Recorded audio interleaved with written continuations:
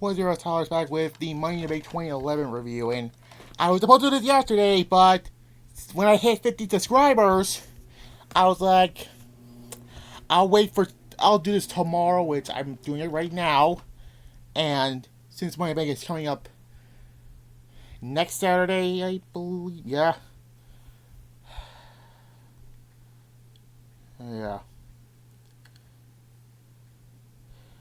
here we go, Money in the Bank 2011. I think 2011 was the better of from 2010 to 2015. Let's just be honest here.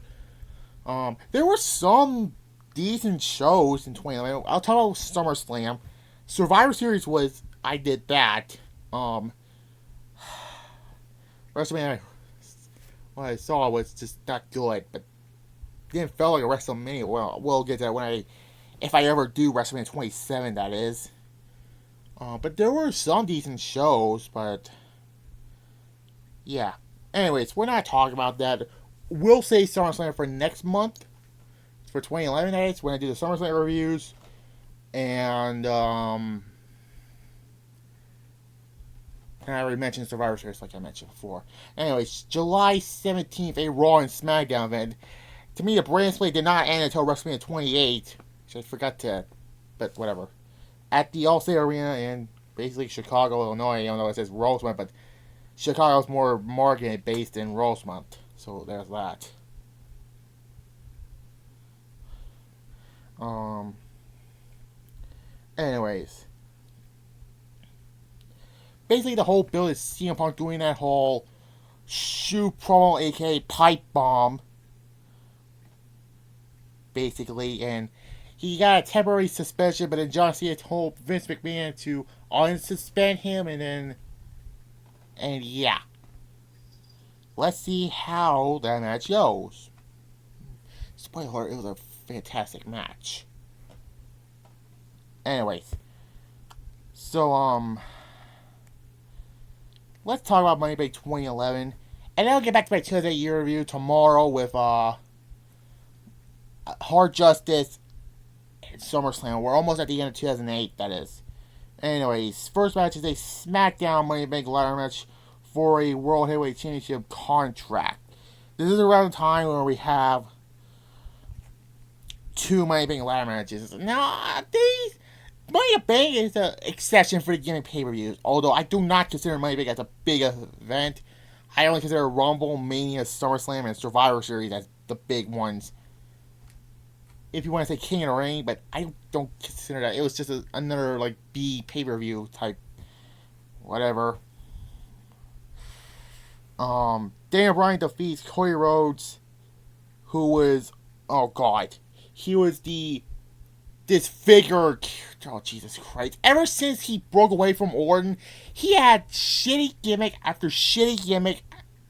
He was dashing Cody Rhodes, then he was disfigured Cody Rhodes, and then he became Stardust. That ultimately let him.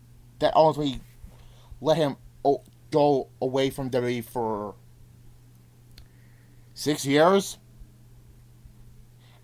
And yeah, Heath Slater, Justin Gabriel, why are they in this match? Kane, Sin Cara, yeah, remember him? Sheamus and Wade Barrett. This will begin the whole Sin Cara versus Imposter Sin Cara, tried like 5 years prior with Kane with Imposter King, which Kane will be gone like right after this pay-per-view by Mark Henry, and he would come back with the mask. And yeah, at the end of the year. So yeah, Daniel Bryan wins, and this beginning is over push. Now, I'll sooner or later, I'll do a top 10 most over push wrestlers. That is not Triple H or Goldberg or other those guys. I'm talking about Daniel Bryan, Bianca Belair, Ronda Horseface Rousey. Yeah, I'm gonna call her that. If you don't like it, fuck you! And fuck her! Anyways. But anyways, he wins. He gets the title at the end of the TLC event, and then got beaten by Sheamus in 18 seconds, which I already mentioned WrestleMania 28. Very good ladder match, I thought, for the SmackDown. The Raw, I'll talk about it.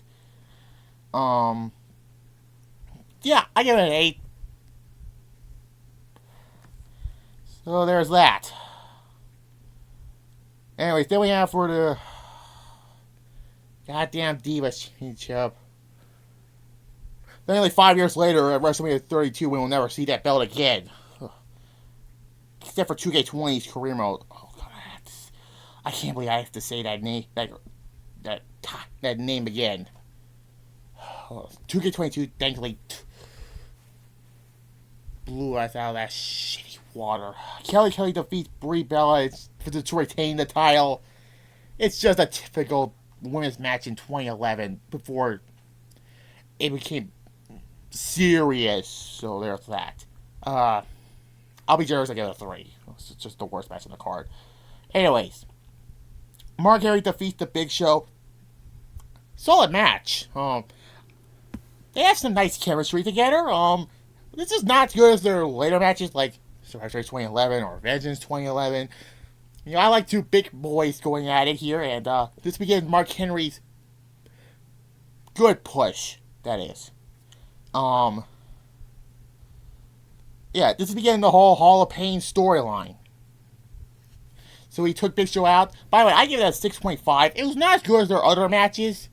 But yeah, this begins Mark Henry's bigger push. Except for 06 and that. But yeah. He inducted Big Show in the Hall of Pain by breaking his ankle. He did get with Kane and then somebody else. I forgot who. Oh, Vladimir Kozlov. Yeah, remember him also. I'll talk about him by the way we get to Survivor Series 2008. But yeah, 6.5. Good matchup. A solid matchup. Anyways. And then we have the Raw Money in the Bank ladder match for the WWE Championship contract. Alberto Del Rio defeats Alex Riley. Yeah, I remember him either. I'm not going to say that again. Evan Bourne, Jack Swagger, Kofi Kingston, The Miz, R-Truth, heel, crazy, hilarious R-Truth, and Rey Mysterio. To me, who should have won it? R-Truth. But I'll say that for Starson when I talk about it. But anyways, it was a good Money in the Bank ladder match, but I don't think it was good as the SmackDown one. I mean, yeah, this was a decent Money in the Bank ladder match for the Raw side, but wasn't that great. And I think the winner was not the right person, I thought. Every time they do a Money in the Bank ladder match, they always have the wrong person won. Look at here with Del Rio, 2020 with Otis. Should have been AJ Styles who should have won in 2020s. I mean, worse people who should have no business. I'm talking about Brock Lesnar, Nikki Ash last year, Bayley.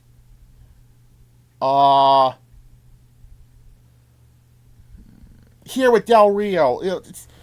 I give it a 7 because the wrong man won this ladder match, I thought. Anyways, now we get to the last two World Championship matches. For the World Heavyweight Championship, and there's a stipulation, of course. If Orton gets disqualified, or there was poor officiating by the referee, he will automatically lose the World Heavyweight Championship. It's Christian defeating Randy Orton by disqualification, so Christian is the new World Heavyweight Champion.